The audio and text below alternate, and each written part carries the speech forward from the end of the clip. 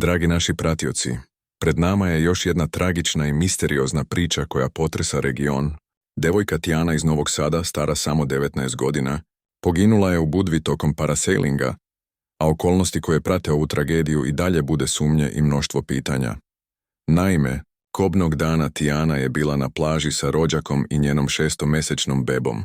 Dok su sedele i pile kafu, prišao im je muškarac iz agencije za vodene sportove i ponudio besplatnu vožnju parasailingom.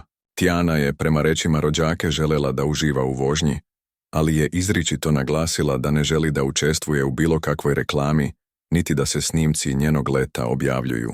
Međutim, vlasnik agencije Mirko K. je u svojim izjavama tvrdio potpuno drugačije, da je Tijana pristala da učestvuje u reklamnom spotu i da je pre same vožnje prošla obuku. Rođaka poginule devojke to negira, ističući da Tijana nikakvu obuku nije prošla, niti je bilo šta potpisala. Naglašava da je apsolutna neistina da se radilo o reklamnoj vožnji, već da je sve bilo predstavljeno kao obična turistička ponuda.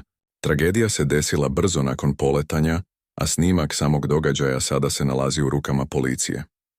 Sa druge strane, vlasnik agencije tvrdi da ne sme da komentariše slučaj, jer je pod istragom, ali ponavlja da je reč o nesrećnom slučaju, koji je i njega duboko pogodio.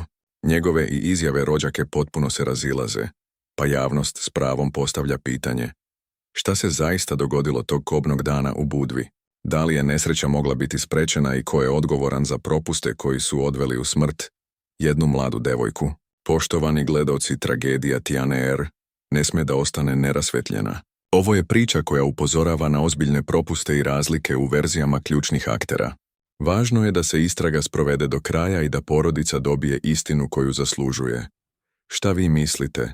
Da li će ikada biti razjašnjeno šta se zaista dogodilo Tijani u Budvi? Pišite nam svoje mišljenje u komentarima.